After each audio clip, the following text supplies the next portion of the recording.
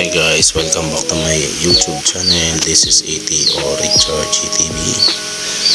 Ito naman yung continuation ng una kong vlog na payo sa mga kadetileg. Basta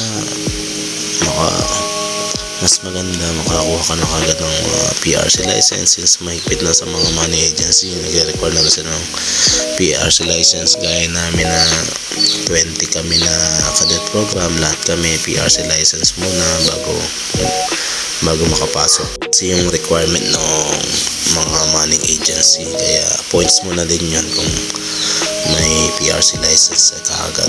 Na-hire ka sa cadet program, tuloy-tuloy naman na sila, expenses naman na lahat yun, kaya okay na din. At least meron ka ng secured company. Umakto ka ng cadet elect, meron ka namang full pledge elect doon, siya na bahala. Basta mag-assist ka lang, tulungan mo siya, respeto mo siya para turuan ka din. Balikan lang naman yan, magagamit mo naman sa future na posisyon mo. Ngayon time na to, dito ako sa Turkey, Aliaga. Nag-join ako mag-isa. Ang hirap din ng solo, wala ka man na makakausap, tatlong connecting flight.